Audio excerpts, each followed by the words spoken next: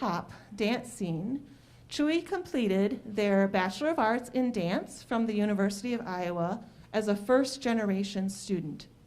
Chuy is currently on staff at the Hip Hop Studio all the way up in North Liberty, and their stories are featured in the Iowa Writers House anthology, We, the Interwoven, which was the first published collection of Iowan stories by bicultural Iowans. What we're talking about tonight, though, is the book We Heard It When We Were Young, and that's a memoir about growing up in West Liberty. A little bit about Chuy's background professionally. So Chuy's performance background, as well as their past work in advocating for special needs individuals and connecting them to the larger community, led them to work at the Hancher Auditorium, and they worked as a public engagement coordinator. Currently, Chuy is on staff at the University of Iowa Diversity Resources as assistant director, and working to continue their work of advocating for arts and community through the lens of diversity, equity, and inclusion. I want to read you part of a book review that I found written by Rob Klein about the book that we're hearing about tonight. Listen, I'm just going to be straight with you. We Heard It When We Were Young by Chuy Renteria is easily the best book I've read in 2021. It's easily one of the most heartrending memoirs I've ever read. And it's easily the most important reframing of what it means to be an Iowan that I have ever come across. So,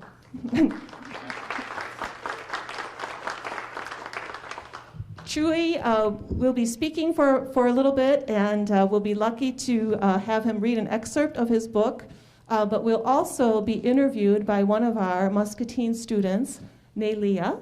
She is a first-year student at MCC, is active in our LULAC organization, and is pursuing education. And I understand you have interviewed Chuy once before. Okay, so she's a pro at this. We'll take some questions also from the audience. We'll have the books available and then also a book signing. So thank you so much for coming, and I'll hand it over to Chuy and Nelia. Thank you, Nelia. Thank you so much for the introduction. Yeah, my name is Chuy Renteria. I am a father. I'm a dancer. I'm a writer, which is kind of it's been a lifelong interest, but in the last 5 years, it's felt like where it's kind of really been. I've been okay with having that be one of my qualifiers, right? Which is hilarious because that's what a lot of people think of me now because they see this book, right? So I'm just going to read a little piece.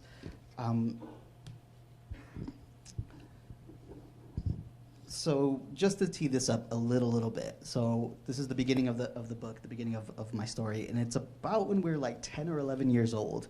And the book kind of skips around to different pivotal moments in my life, in my early childhood up to when I was at community college. I went to Kirkwood Community College in Iowa City. And this is when we were 10 or 11, and my friend Jerry Sayabeth and myself, we just got my dad's ancient, dilapidated lowrider to kind of rumble up, and then it died after 30 seconds. But to us, it felt like it was this amazing thing. So this is right after where the rest of our friends come, and then this thing that happens in West Liberty and other small towns and anywhere else really, where that story of this car just going brr, brr, turned into this fantastical tale that we told each other through the hallways, right? Murmurs of the lowrider. Whoa, Ruben said to us while making a timeout sign with his hands to Jerry. Is this true? Is this true, Chewie? That you got the lowrider to jump? Eric Maldonado's eyes lit up as he looked at me. Nuh-uh, for real? You got that ancient thing to turn on? He asked, turning around and backing up to look at the car as if it would start again by way of magic. How crazy was it? All eyes were on me. I could already feel that this story was going to shift and morph the way all stories out of West Liberty do. Our tale of getting the hydraulics to heave the car before sputtering out would become the story of us struggling to contain the car as it jumped and bucked. I mean, we got it running and up. That much is true. I started before getting cut off by the group's excitement. Jerry began rapid-fire recapping the events, his story punctuated by exclamations from the other two. Finally, Eric said, "Dude, that's crazy. Do you think you could ever get it running again? I mean, like, to actually be able to drive it?" Jerry replied, "Nah, I don't think so. I mean, that thing's from the ancient times. Besides, why would you actually want to drive it? It's nice to look at, but it's all show, no go." Eric and Ruben threw their arms in the air and talked over each other in response. "Man, you're just repeating what Don and them say. Lucky says that all the time when he's comparing other cars to racers," Ruben said. "Yeah, well, it's true though. I mean, look at that thing. It's a piece of shit." "Damn, dude, did you hear that, Chewie?" Ruben asked. "He's talking shit about your dad, man," Eric said while they laughed. Jerry looked at me. "You know I'm not trying to say anything like that. You said it," he started. But a low adult voice interrupted in Spanish. In Spanish that was sure of itself, from an adult who knew it as their first language. It wasn't the mangled Spanglish of the playground. Sure, Ruben and Eric could speak it, and I could understand it, but even their Spanish wasn't as confident as this. This was the Spanish of the newscasters on Univision. It didn't care if you could understand or not, or if you grew up in Iowa and oscillated between languages, bastardizing both. "Hey, Chuy, ¿qué están haciendo?" It was my dad, standing before us by the basketball hoop. He was in his Louis Rich work shirt. Louis Rich was the turkey processing plant on the other side of town. It's where the majority of our parents worked, the reason why West Liberty was West Liberty. The shirt was a brown button-up with his name stitched over the breast pocket, Juan. "Nothing, we were just playing. Nomás estamos jugando," I replied. "Y las llaves?" he asked as he stretched out his hand. And in that gesture, I knew he had caught us. I reached in my pocket, walked over, and handed him the keys with the scorpion keychain that he had. The guys were already at attention and quiet at my dad's arrival, like we always get when a parent invaded our space. But at that moment of the key transfer, they began searching for an escape. Ruben and Eric picked up their bikes. Jerry looked over at me as he followed, his face heavy. He was no doubt wondering if my dad had heard him disparage his car, or if he had heard him but not understood. Hey, wait up, let me get on," Jerry said before jumping onto the pegs on Ruben's back tires. Ruben had installed these fat chrome pegs so a passenger could stand up while he pedaled. Jerry held on to Ruben's shoulders for stability as Ruben gave an extra effort to pedal off. "Chewie, we got something to show you though. Meet us at the bowling alley when you're done," Ruben said as they started their way over to Liberty Lanes. The bowling alley was up the street from my house, opposite from the track on Elm Street. I watched as they pedaled off, bursting into sound as they laughed and chided Jerry. I yearned to be with them. There was nothing more I wanted than to be away from my dad and with my friends. Not because my dad scared me or like I was gonna get it or anything like that. My father was a mellow guy. I don't ever recall him hitting or even yelling at me. If we upset or annoyed him, he'd let us know, but my mom, the matriarch, she delivered the real corporal punishment.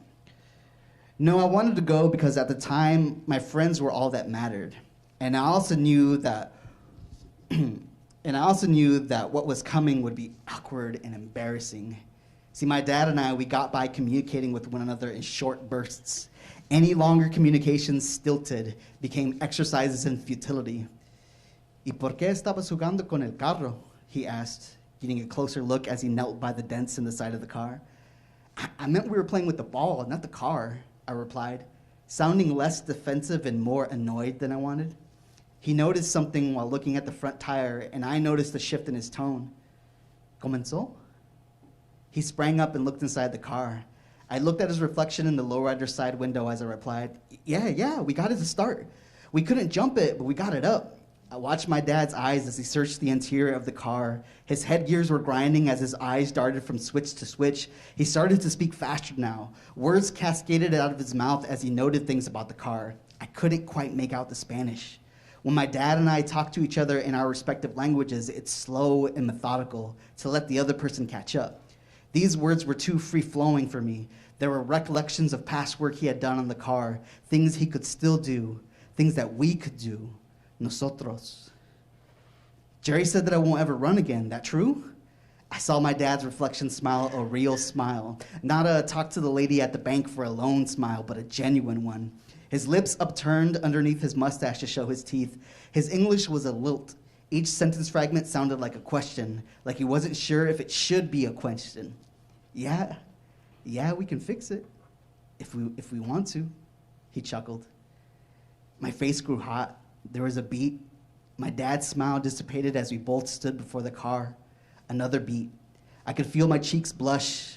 Like in many of our conversations, we stood silent as we realized we couldn't translate the words to articulate between us. The question that should have followed, do you want to fix it with me?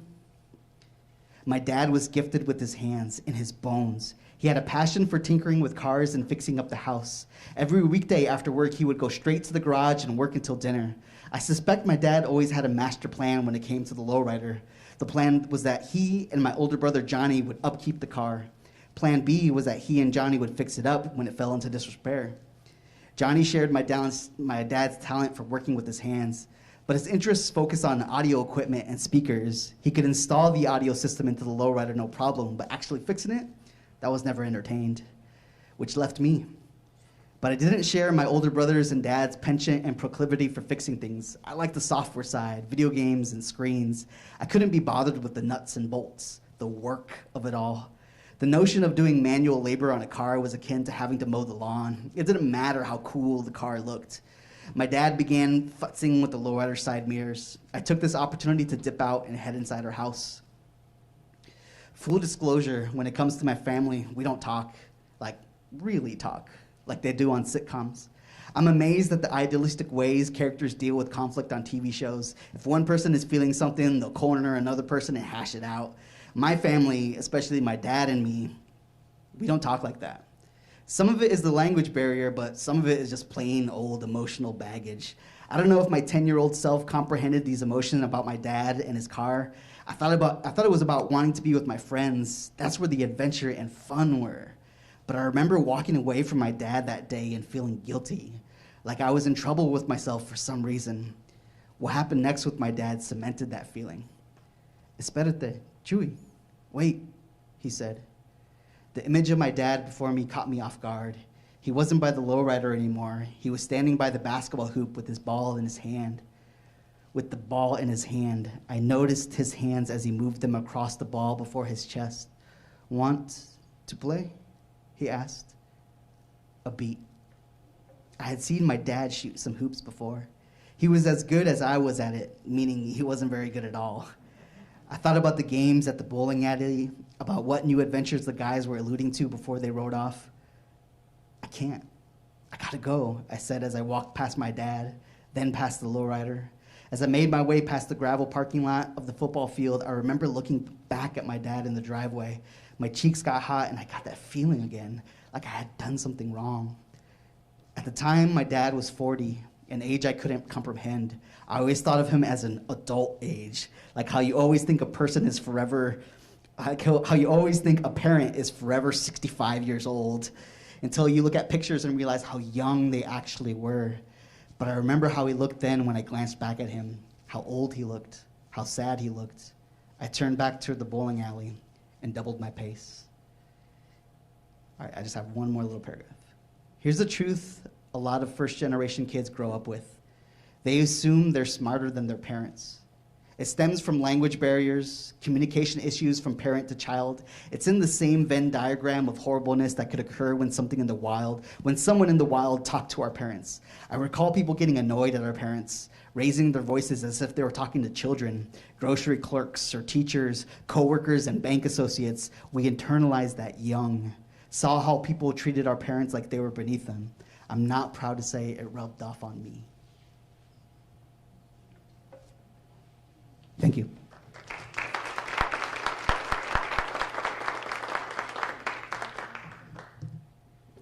So you want to get into the interview? You want to do some questions? Of course. Can you talk to the group a little bit about how we have already had like an interview like 2 years ago? Okay, so I was part of Upper Bound, and 2 years ago, it was during COVID time. I had a little project that my advisor told me to do, which is I wanted to pursue journalism, and he set me up with Chuy to talk about more writing skills. So I was super nervous, but apparently I already knew him. He's my grandmother. She knew him since he was a baby, apparently. So I was like, okay, well, it'll be nice, I guess. And I remember asking him like so many questions of like what I can do to become a writer, like how to like, I don't know, like how to start a career. And yeah, so like 2 years ago, I had a good conversation with him, and I'm pretty excited to have another interview with him. So yeah. Yeah, thank you. Yeah, and I remember that. That was it. Was interesting because that was right at the start. Was it after like the pandemic had started? Oh yeah, I think it was like during the summertime. He's like, that's when.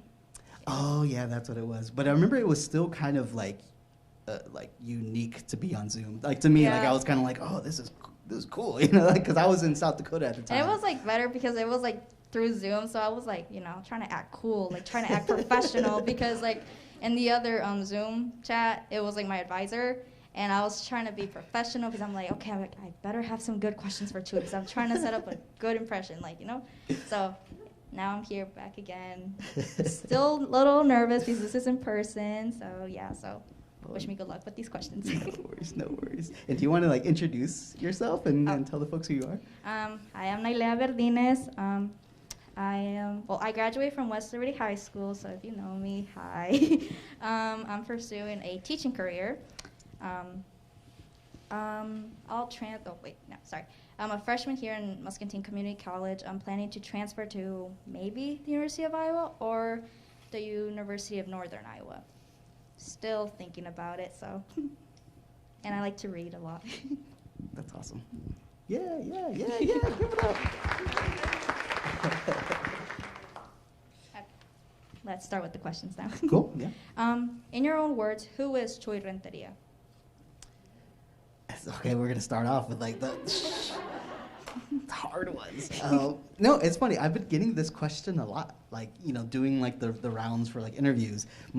I think I've been thinking about this question more in the last 6 to 7 months than I have like any time before. Like, because I mean, it's one of those things where like I'm a bag of bones. You know what I mean? Like I'm a body walking through space and reacting to things. I feel like, but especially having to, you know, really think about my life and my childhood and these big, like the part I just read, like my relationship with my dad. Like, what does that mean? What did that mean when I was 10 or 11? Like, what are these feelings of shame and guilt and the fact that the ending, like I'm ashamed to admit that feeling rubbed off on me in terms of like how I felt about my dad. What happens when I'm really close to the age that he was in that scene, right? I'm 37 years old. I have a baby daughter, firstborn. She's just turned 7 months in a couple days now. She's sleeping right now because she stays with my mom during the day, and my mom apparently doesn't believe in naps. So Mari doesn't get any naps, so by the time she comes home, she's just like, my wife says she's like cooked, right? So that's all to say that I've been thinking a lot about this question of like, who am I? What am I? Like, and I think the easy answer is just to list off the things that you do, right? To just be like, I'm a writer, I'm a dancer, I'm a teacher, I work at inclusive education and strategic initiatives at the University of Iowa, right?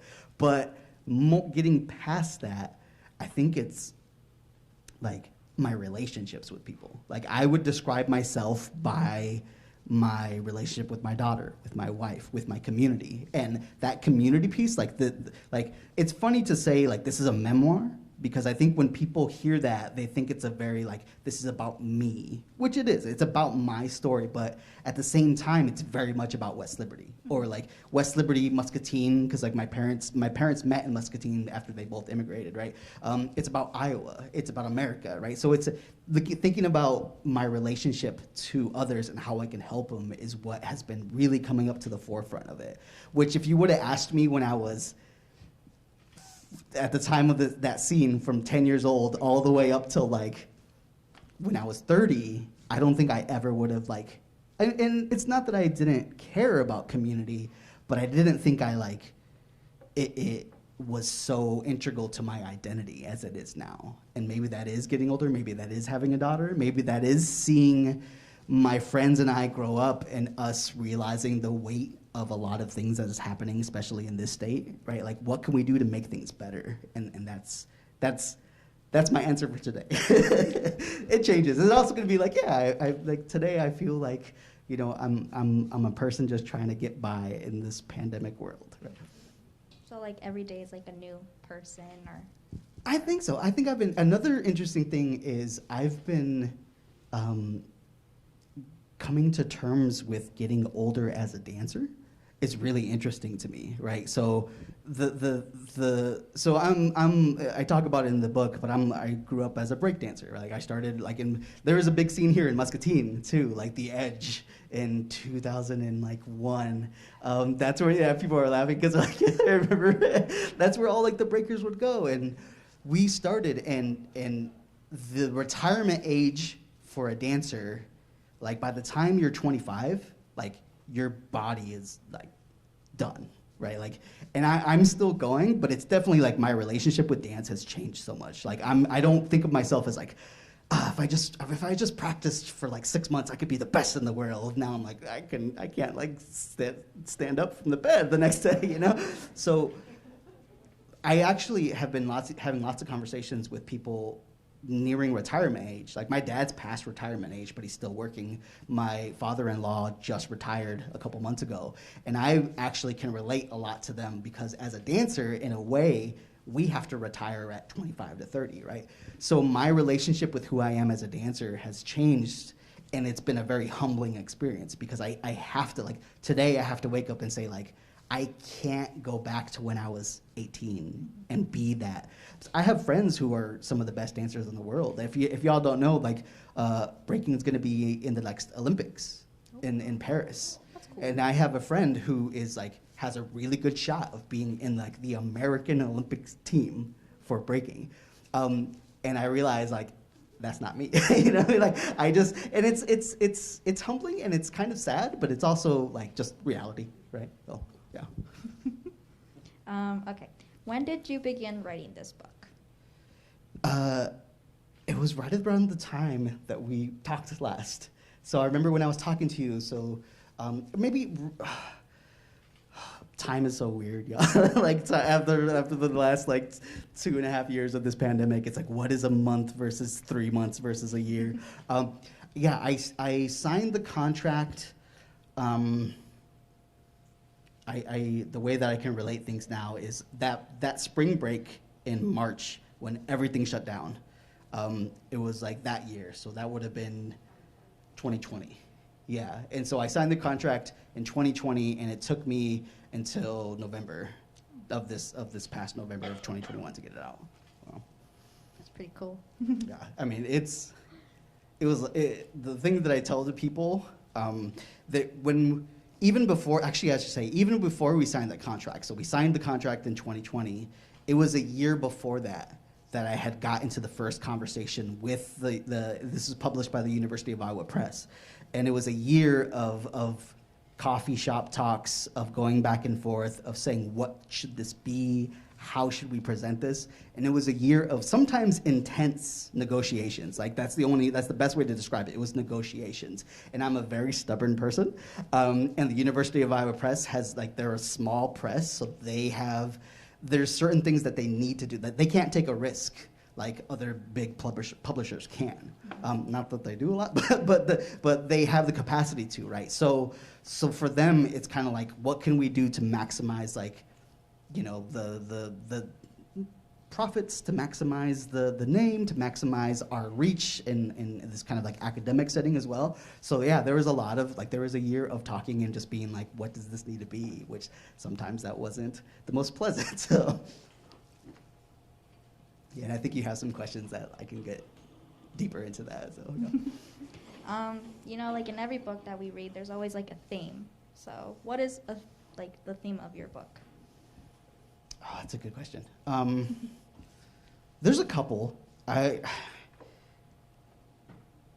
So an interesting thing, so for the people who have read it, it starts with this really, really intense interaction with I was like 9 or 10 at the time, and there was like a high school couple, and like just hurling really racist like epithets at me, at like a little kid. Like I remember being like this tall. And I needed to do that, and I needed to tee it up that way because I knew that there was going to be folks who would like do this thing where they pretended like that didn't happen or that is not happening now. Because at the same time, like I have to say it out there, like West Liberty is an amazing town. It's like I love my town, I love the people. It's just like any place else. Like it's complicated, right? So, but I had to have that piece in there. The very, very end of the book, it's almost like bookended. It's this, I would say, equally intense declaration of love that I have for my best friend, who, I mean, if you read the book, you kind of know what happens and what that entails. But to me, it was really important to end with this idea of platonic love between two Latino men, right? Like the idea of two men who struggled with trauma, with childhood trauma, who struggled with identity, who struggled with like masculinity, right? Like talking to like Mexican American, like first generation Mexican American families, like it's a thing. Like in this whole thing, it's about boys growing up, and it kind of, I talk a lot about like what I consider a pretty grotesque like concept, like boys will be boys. Like in the 80s and 90s, like we could do anything. Whereas like and people know, like if you're a Mexican girl growing up, like the rules and the order and the things that Mexican, like my sister, like she couldn't do anything. Meanwhile, me and my friends were 10, we could go out and vandalize the town, right? Like, yeah, getting all the nods, right? And it was this thing where like we had lots of freedom, and at the same time, like there's this concept of like free range kids, right? Like back in the 90s, like we were also able to get on our bikes and like have these amazing adventures, and we didn't have cell phones. And it was that thing where it's like our parents are like, just as long as you're back before the lights turn on in the city, right? As long as you're back before the dark. And that was really like, my nephews, like they just get on and play like Minecraft and Fortnite all night, and I'm just like, go on an adventure, like leave, right? Like, so it's complicated in that nature too. So to come back to your story, and sometimes my brain goes, so I apologize for that, but to go back to your question, that theme, I think of like centering like love, centering like affection and care, like that's gonna lead to our healing, because there's this whole part where me finding dance, I thought that was it. I thought that it was almost like that story you hear of like, oh, the kid of color, whether it's like a Mexican kid learning dance or like a black kid getting into football, right?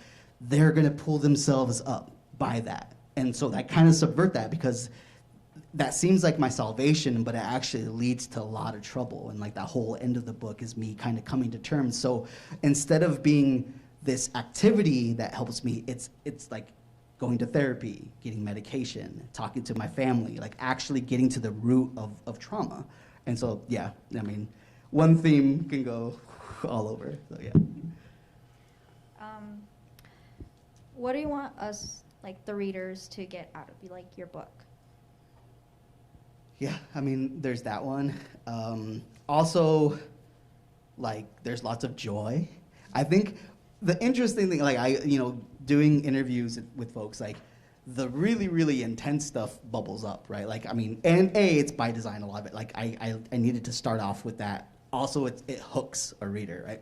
And a lot of the questions get geared to it, but also like there's super funny stuff. There's like, I intentionally put parts where it's like me and my friends just like goofing off, right? Or like my sister, who like at the time growing up, like she was my bully, like really like intensely, and if you read the book you'll see it. But she was also like hilarious and a character, and like I totally love that I got able to almost like honor her in the pages, right? Because I have never read like a character like her in a book, right? Like somebody who grew up, like a Mexican American girl in the Midwest who is like fighting with her mom and feels like a tomboy, who might be in a gang but might not be, but also like is and she was a teen mom and was pregnant, like got pregnant when she was 16, right? But she doesn't have any regrets, right? Because that can quickly get into like, oh, so it's a cautionary tale about like teenage pregnancies. Like she doesn't care. Like she loves her kids. Like she thought no regrets. So like I wanted to put like at the same time of all these really hard things that I'm talking about and parsing through is like joy, and joy on our terms, like not people trying to like victimize us or not others like looking at like a magnifying glass about us, but actually us owning that joy, right? Talking about quinceañeras and what does a baile mean for 10-year-old kids, right? Yeah. Was it hard for you to write down like all those memories into this book? Yeah, I mean, it definitely was. And the thing was, I tell people, the interesting thing is, so we established that I wrote this in the beginning of the pandemic.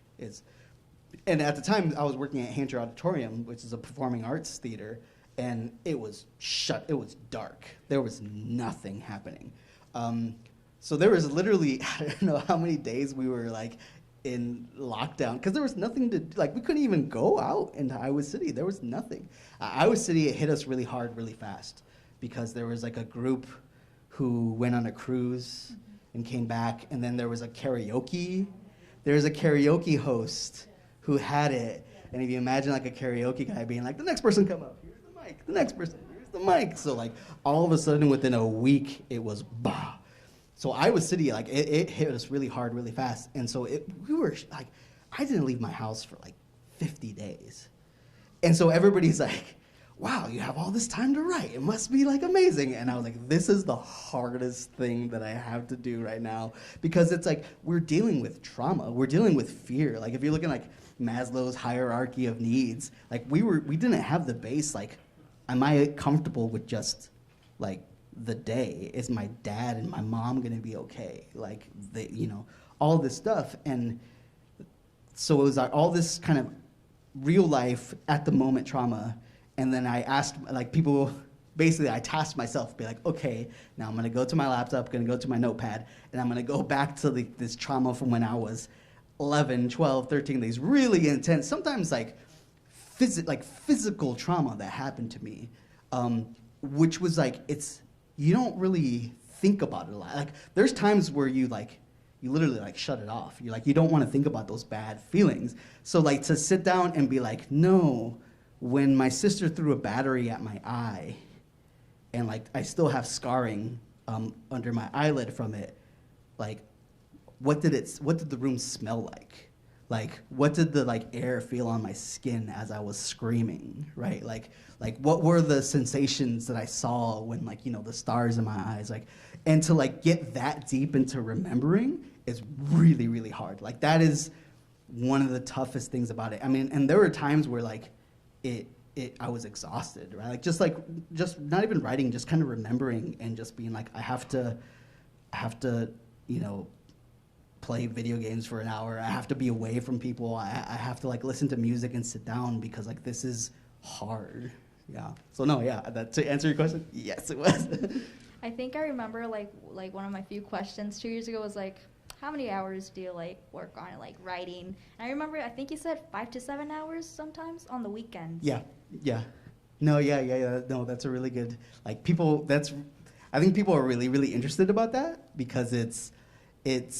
Everybody, not everybody, but like a lot of people have a relationship with writing because you had to write essays in school or like, when you're doing your homework. So people have kind of a framework. And it's always funny to me when I hear like students being like, whoa, I wrote a 4-page paper. I wrote a 15, my college professor made us do like a 20-page paper, which is like, it's a lot, whatever. Like it's nothing, I'm not trying to knock that at all. But as a writer, it's like you have to be in love with the process of writing. Like you have to be like, it's almost like you can't think about it in like hours anymore or pages.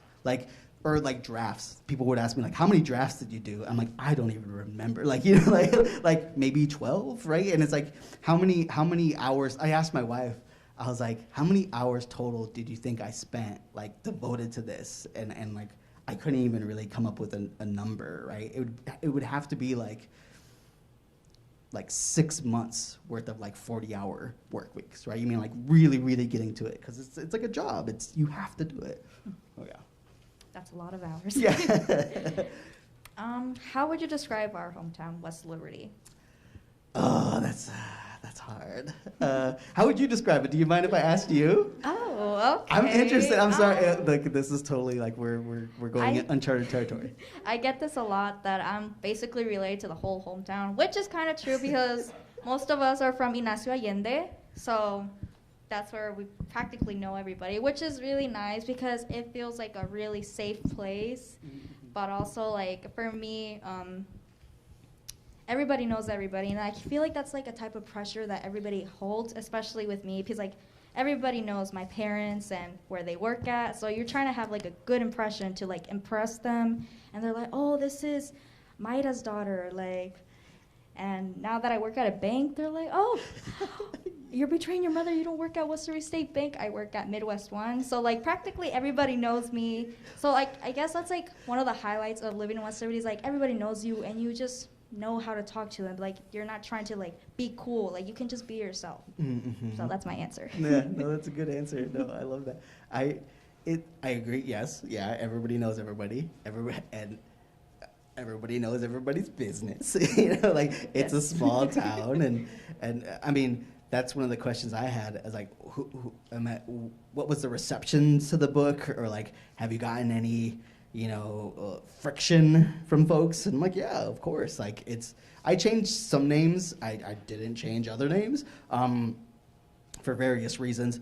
But I knew I would, like, you have to prepare yourself for anything, even if it's like the most, like, if I said nothing wrong about West Liberty, it was beautiful, everything was like poetry, like, you would still get people not liking it, right? Like, that's the nature of creating anything. But like, I talk to other authors, and the pressure they have, a lot of times it's geared to like book critics or like, people who have power in terms of like how they're gonna write about the book in publication, in like, journals and things like that. And I have that as well, but then I have this very much extra pressure of all those people in town who, when I walk by, like, they like talk to my mom about what's in the book, right? Or like one of my friends in here, which is really, really interesting, and I didn't really even think about it until recently. I did a book signing in West Liberty last week, and one of the characters, Josh, who we called White Josh, because he was the only white kid that hung out with us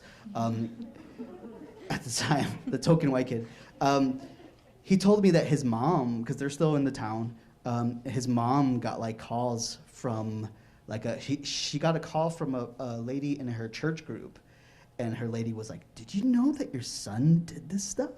Like, did you know that he was doing this? And then she's like, it was 25 years ago. Like, of course I didn't know. Like, they were sneaking out, And to me, that's a really interesting, because I haven't heard that response from like that community in West Liberty that much, because obviously I'm more connected to like the Mexicans and Asians in town, so like I heard from them, and like I got lots of response. But yeah, it's that's one of the really big pieces. Like, everybody knows everybody, everybody's really close together, so it makes it so you can't hide as much, right? Like everything's out there, and like I drive home, and like I pass by the football field, and there's like big Trump sign and things like that, right? And it's like, oh, people probably know who that is. Like, that guy's kids probably go with my nephews, blah, blah, blah. Like, in big cities, I think you can kind of stay in your lane a little bit more. Like, you don't even you're walking by thousands of people, and you don't know who they are. But in a small town, you will actually, like, you're going to interact with them. Or, like, the thing that I'm sure that happens to you, too, where, like, somebody will come up to you and, like, do you know me? Like, or I know your mom from this, and like, I used to like change your diapers. I'm like, no idea who you are. Like, so, oh, I remember when you did this, and and I'm like, I'm sorry. Yeah, so. Yeah. That is very true. Yeah. Who or what pushed you or inspired you to write this book? There's a couple different ways I can answer that. In a very like nuts and bolts realistic way, the University of Iowa Press. Like, the editors at the press are the reason why this book is the way it is. When I talked about those, like that year-long negotiation, those talks, originally I didn't want to write a book about myself. Like originally I didn't want to write a memoir. I didn't want to write something that had like Mexican-American identity, like front and center. Because I had in the stories that I got published in before, that's what I explored, right? I explore my relationship with work and like by extension, like the relationship that a lot of like Mexican Americans have with work here in America. And so I went to the press and I was like, I want to do a collection of short stories, and I don't want to center that. I want to like think about, like, I have stories about my friend who's adopted, and he was born in Seoul, South Korea, and then he was adopted by a family of pig farmers in State Center, Iowa. So he grew up in a small town of like 300 people as an Asian person, but he felt white. He was a wrestler, like he was a hog farmer, right? But he wasn't white, right? Like by everybody else's reaction. I'm like, I want to talk about his story. Like I have all these things, and the press, for very, very good reasons, we're like, no, we don't want to hear that. We want to hear about you, your story. And in a lot of ways, it was like, in the back here, it says like memoir, Latin American studies. Right, like it's a way to make it so it's easier to sell. Like it's easier to put this on the bookshelf and be like, this is what this is. And it took me a long time to come to terms with that. Like I said, I'm one of the most stubborn people ever. Me and my sister, we're the most stubborn people you'll know. But eventually, like I said, okay, if that's what we need to do, I want to do it in my way, and I want to do it like real, honestly. Like talk about the good, talk about the bad, talk about the good times, talk about like the complicated like messiness of what like to be a human in West Liberty is, right? In another way, in a kind of more poetic way, like what inspired me and kind of what pushed me was my friends. And that's one of the answers I give when people ask, like, who do I write for? It's my friends. It's like my friends that I talk about. Another way to say that is I write for the people like us growing up. Like, you know, Mexicans or other like children of immigrants who grew up in small towns, who grew up in the Midwest, which is such a strange way to grow up if you're like, you know, if you're not from the country. Like, and a lot of the like stories that we hear, if you hear any stories about like immigrants, you know, Mexicans, it's on the coasts, right, or in Texas, right? So to actually have something to say, no, I'm proud to like have this really kind of special experience that we had growing up in West Liberty, and like it's valid. It's like there's validity in that to be able to tell that story. I think that's kind of what was also a really big inspiration to finally actually get it on paper. So what was like your favorite part of writing this? Like your favorite part? That's another good question, another hard question. I really just liked, like, I mean, okay, so there was those, like I said before, the really, really hard parts where I was like exhausted. But like just the act of remembering and writing these things out and reliving it in a way that was really like, maybe fun is not the right word. So there's this thing where it's like you get into flow, like to get into the flow state, they call it. So it's like if you're an athlete, like if you're a swimmer and you're an amazing swimmer, like when you're like competing or when you're at the highest level, like it's that thing that happens when all of a sudden they're like it just passes by, right? Like you can be doing it for an hour and all of a sudden it's like, whoa, where did the time go? Like that's flow. And like when I'm writing, I get into flow, right? So it's this, I compare it to dance. Like with dance is such a, you can see when somebody has a good time dancing, right? Or like if somebody's a really good dancer and they're like moving in this incredible way, you can also feel it that they love it, right? Like you can feel that they love moving in this way. And like that's the same feeling I got writing. And it took me a long time to come to that because I've been such a dancer for such a long time, and it's so much more immediate. Like dancing, if I were to do something, like you can all see it right now. Writing, there's drafts. There's like, yeah, you're in the process of writing it out, but a lot of times like you have to stop and go back and rework it, or look at the intent, or look at the language, look at the grammar, like all these things. So it's a little bit more, it takes a little bit longer to get into that flow state, but I think like I would, if it was a chore, I never would have been able to write it. You know what I mean? Mm-hmm. But at the same time, I will tell people, like especially aspiring like young writers, like there has to be discipline. There has to be times where it is a chore and you have to keep on writing anyway, right? Like it can't, it's not always gonna be like this, oh, this is awesome, this is incredible, 3 hours or whatever. Sometimes it's like, I wrote for 3 hours and all I got was like 2 sentences and that's gonna be it. That's gonna be my day, like whatever, so yeah. Okay. What is the message that you have for Latinos or Latinas to get from your book? For those on the coasts in the big cities, that we are just as valid as them, right? Like that our stories, our struggles, our successes is like, because I mean, I don't know, it's a pet peeve of mine, because a lot of times I'll work and interact with people from these big, like New York City or something like that, right? You know, and like I've talked to different like Latinos, like, and they'll be like, "Where are you from? Ohio?" Right? Like, one of those things, and they'll be like, they assume that they know. Mm-hmm. They assume they're like, "Oh, so like you grew up in like cornfields and like you were the only brown person, right?" You know, and it's just like, no, actually, not at all, right? Like I've been to like, you know, barbecues where it was like literally hundreds of brown bodies, right? Not even Mexicans, right? I've been to like, you know, like Lunar New Year's where it was like hundreds of Laotians and like Southeast Asians, right? In Iowa. And like the fact that people they assume that they know, like that really gets to me. Mm-hmm. And so like, yeah, that's one of the things for all these other Latinos, like Latinos and Latinas, to be like, no, look, there's a strong contingent here and we're fighting for like our humanity. And like, if they don't understand that, then they're like actually a hindrance to us, right? Like they're not actually like allies to us.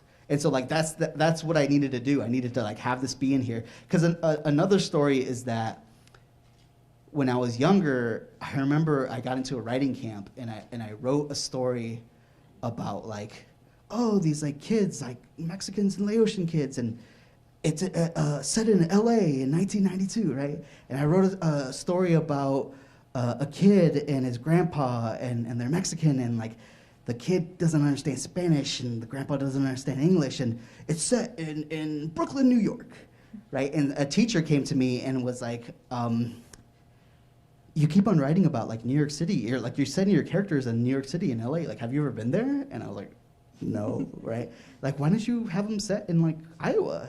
And I was like embarrassed, right? And I didn't even think about that. I was like kind of internalized it, and like that's a really big, it took me a long time to be okay with that, right? Like, because I think it is it gets wrapped up into like our parents coming and working in factories and all that stuff I talked about when in the reading, right? Like, how do I feel about my relationship with my family? And like, it took me until now to realize like, no, it was such an incredible, noble, hard sacrifice that they made, that should be revered, right? It should be like, I should be putting them on a pedestal for like, I imagine myself at like 17, leaving my family and going to a country where I don't speak the language or like I don't know anything, like to try to like make it. Like, I was like, God, that's so terrifying to me. And my dad's like, yeah, no, we did it. You know, like, yeah, whatever. Like, that's what we had to do. Like, I learned. You're like, oh, that's amazing, right? So,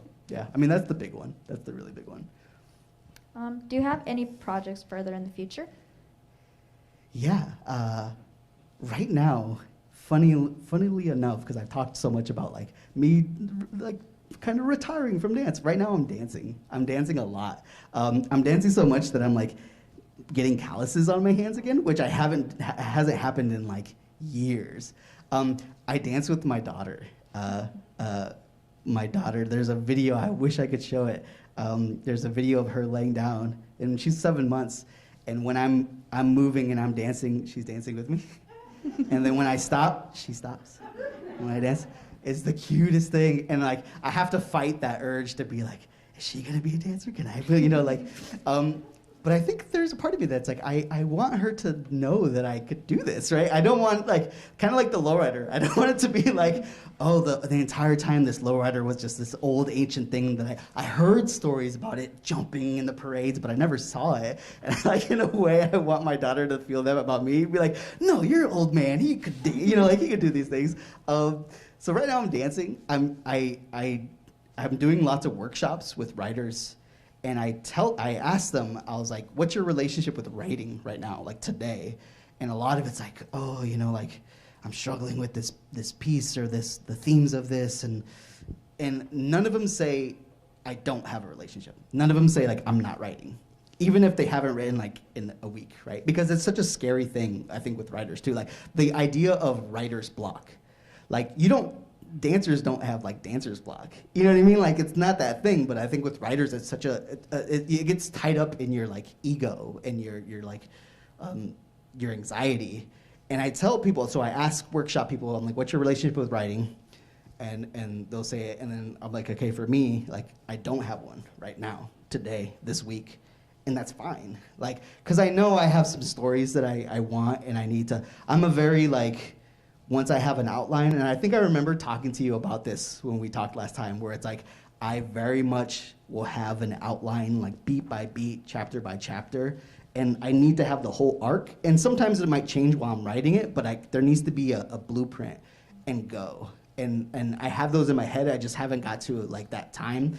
It's also, I have a 7-month-old daughter, and it's kind of very hard. Like, yeah, right after this, I have to like speed home and be like, try to catch her in that one window where she wakes up from her nap from staying awake with my mom all day, and before she goes back down. So, no, I will say I do have 2 book-length stories that are in like the works that I'm talking with some different publishers about getting those. So there's more to come. Okay. Well, you kind of somewhat answered this question, but the question was, what inspired you to be a writer?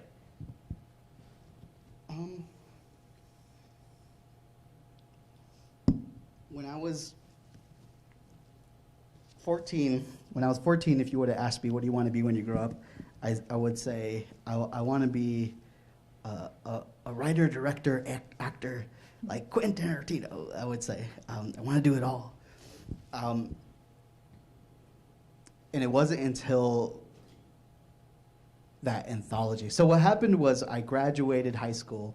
I went to Kirkwood, kind of struggled for a while because I was just, it turns out I've been recently diagnosed with ADHD, which like kind of explains sometimes some of my answers that go all around to get to the point. But recently diagnosed with ADHD, which kind of made a lot of things click in terms of like my grades in high school. Like I was like a C and D student, failed a lot of classes like algebra and chemistry. I like, could not do it. But my English and literature classes, I would retake because I loved them so much. And I would get like, my English teacher and my math teacher one time got together and they were like comparing notes because I was such a different student in their classes. Like they couldn't even like grasp like, how can this be the same student, right?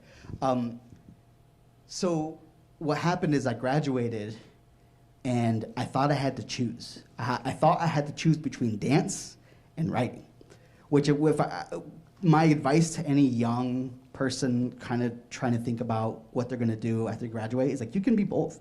You figure out how to do what you love, and you don't have to like, it doesn't have to be like that, especially in today's world where everybody has to do everything. And like, you know, at my work at the university, it's like, oh, we need to get the word out on this event that we're having. Who can make a social media post?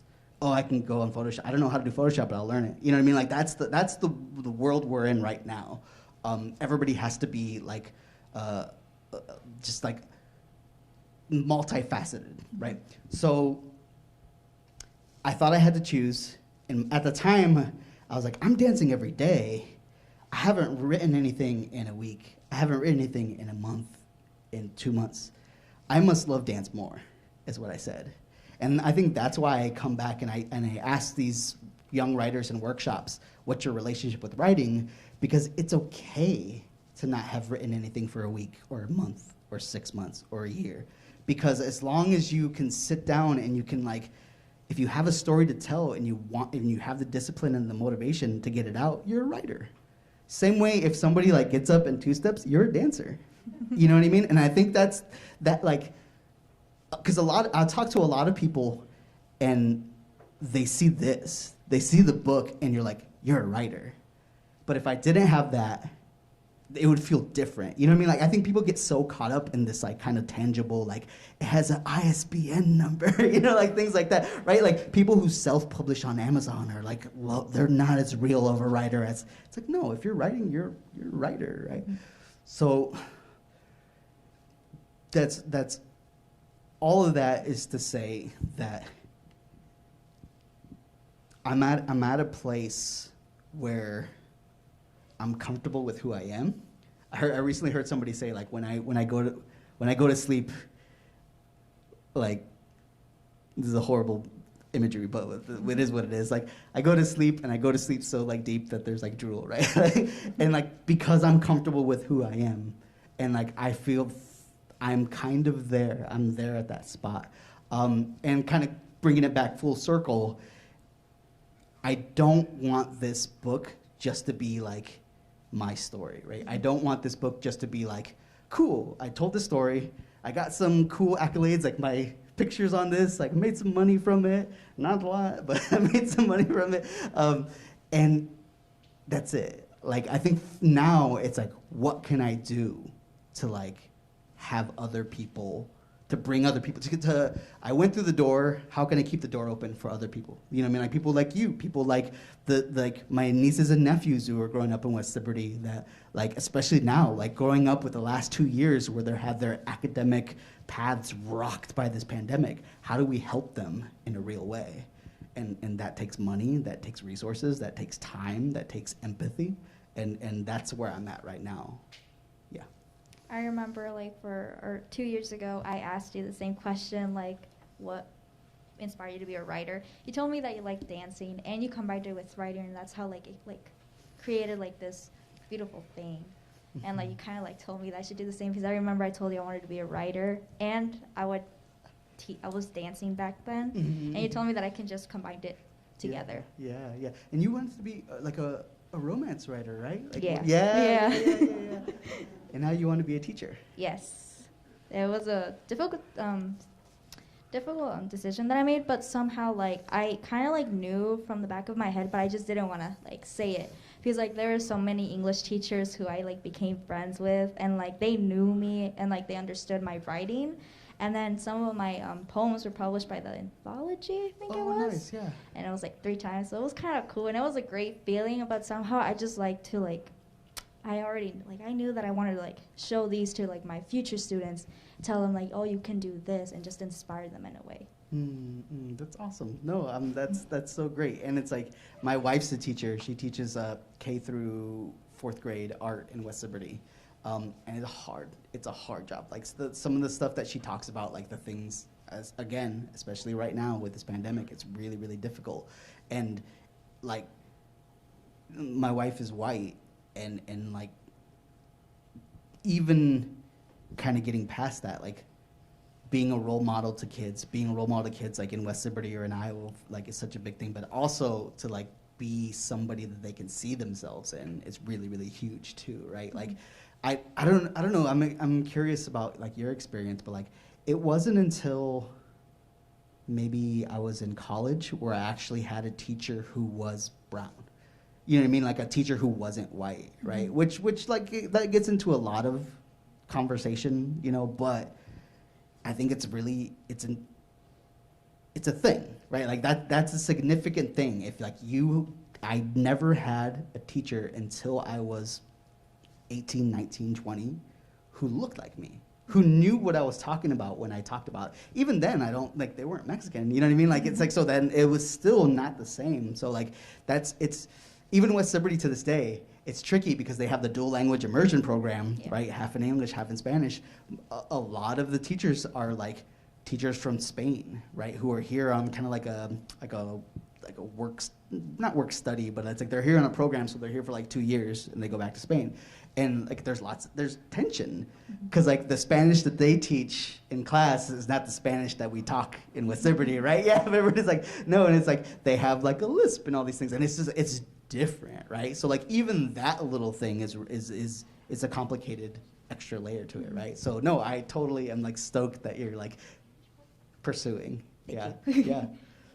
Well, I have no other further questions. So. Oh. I have a question. Yes. My name is Al Arola.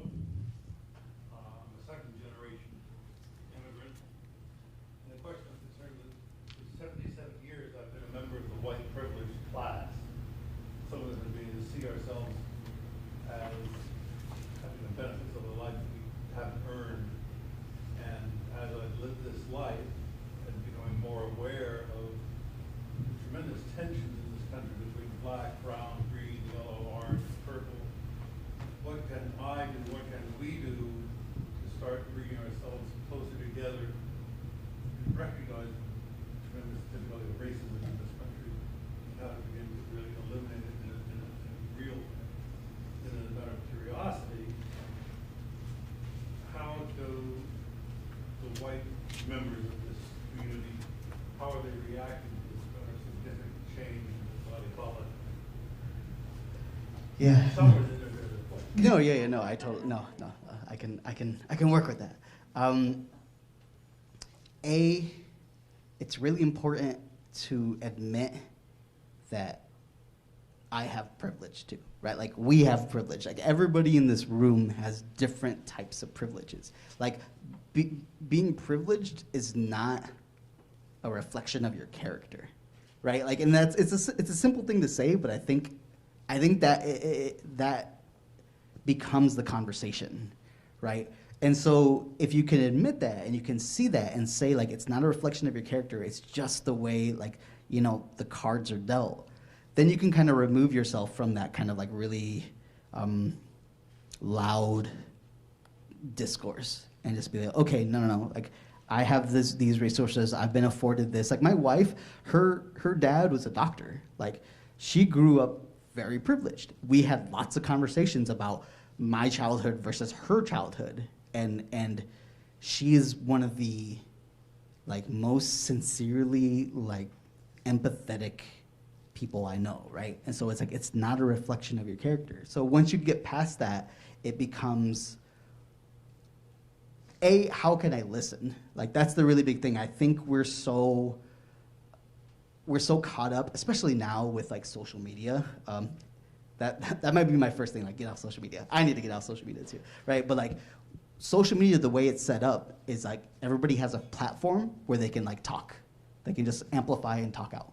And we're not really listening, right? So it's like getting past that. It's like what happens when we're actually here and talking to folks and listening to folks and being in proximity to each other. And that's one of the things I talk about with like West Liberty or like even Muscatine. It's like it's integration by proxy. Like because our neighbor is different than us, different culture, different ethnicity. Like, but then it becomes, are you interacting with them? Like, is it like, oh, I can't speak to them. I don't really like, and I'm just gonna like kind of try to get into my door, right? Like if you can fight that urge, I think we'd all be better off for it. I had a neighbor who was deaf, and I tried my hardest, right? And it was like her and I just talking. It was just like this, like just trying to say hello, how are you, right? I took a little bit of like ASL and like was just trying to like figure out how to like, you know, do my name and, you know, oh, you're deaf, right? Like was it thank you, like, right? It just it's really, really, and it's like, but like just doing that, just trying to learn a little bit and trying to like meet somebody there, I think is a really big part of it. The other thing to say is like, it's not easy. It's not going to be solved in our lifetimes, our children's lifetimes. Like it's centuries of harm and trauma and like I'm going to say this word, like systemic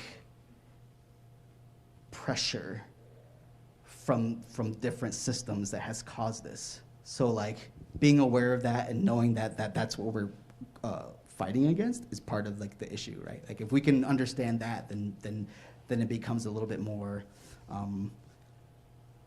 We understand our role in it. You know?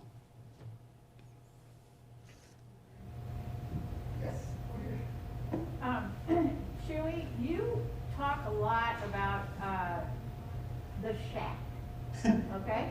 And so I just would like to kind of get your reflections on the shack when you first saw it as a young child that you were, but then it was also very much a journey of your childhood and the things that happened at the shack and things, and what are your reflections now if you look back on the shack?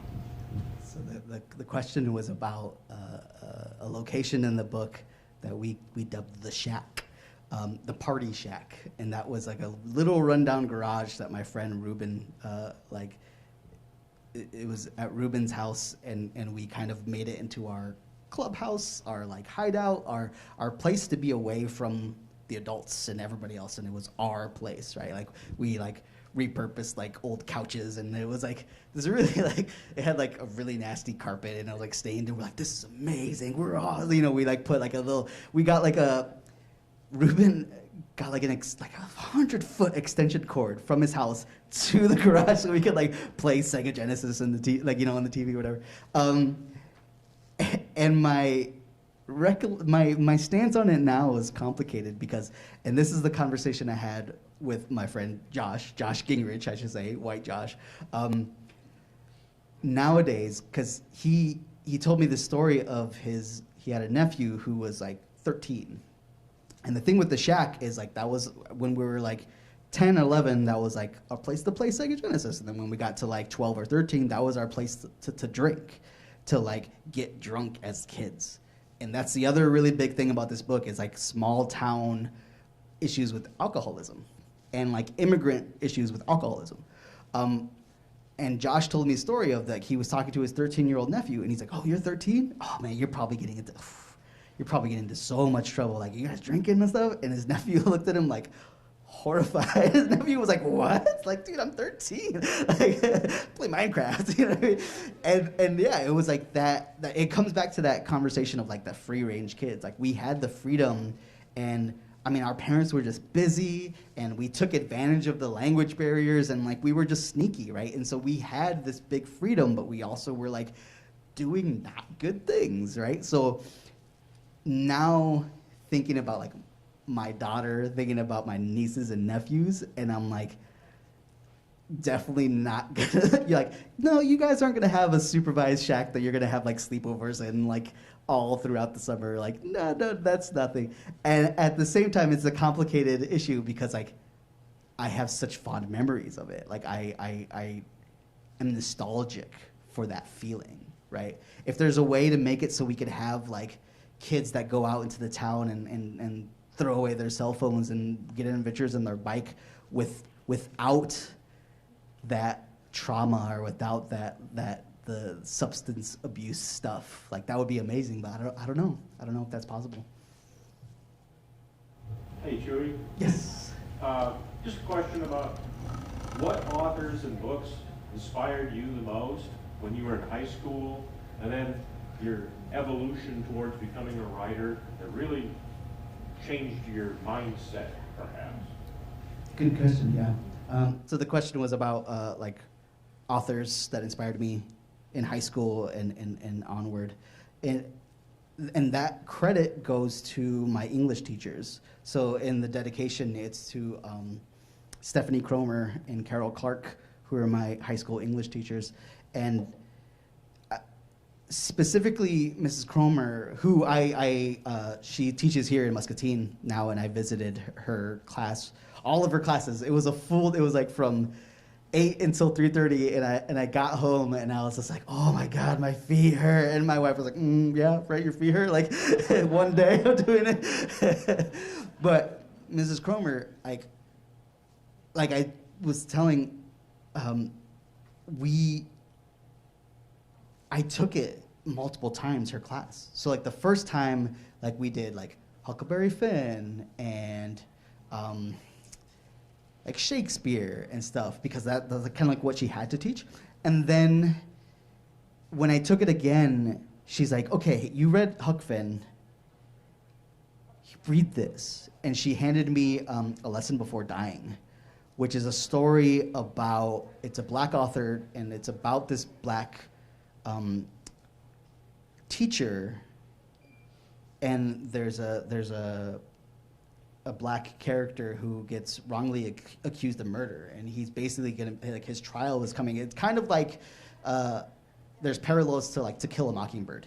So imagine To Kill a Mockingbird, but instead of it being like Atticus Finch, like a white savior, it's a black educator trying to talk to this this kid who's gonna be like sentenced to murder. But there's really intense feelings of the main character, the main black character, of being like feeling guilty, feeling not, like, it's complicated. It was so much more complicated than like what we are used to. And like Mrs. Cromer, like, she pushed me in that way, right? So like getting into that, getting to like James Baldwin, I remember she handed me a short story, which is an old man with very enormous wings, which was a short story by Gabriel Garcia Marquez. And like, I read that in Miss Cromer's class, and I remembered it for years and years, like 10, 15 years later. I didn't know it was Gabriel Garcia Marquez. I just remembered the imagery of this, like, this man with a very enormous wings, and like the bugs on his wings that they had to pick off. And then later on, you know, I had heard about Gabriel Garcia Marquez. I read 100 Years of Solitude, Love in the Time of Cholera, all of his work. And I remember there's a short story collection, and like, it was like sense memory coming back. And I was, this is the story that Mrs. Cromer had me read when I was like in junior high, right? So that she and Carol Clark as well were like this foundation. And I think, are we at time? We're at time, I think. Yes. Please help me in thanking Nelia and Chuy.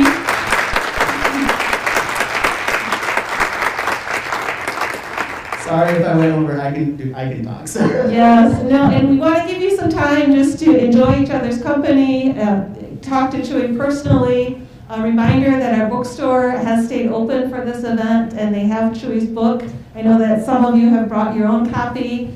I have a table set up for you there if you want to do your signing there. So thank you so much for coming, and please enjoy the evening.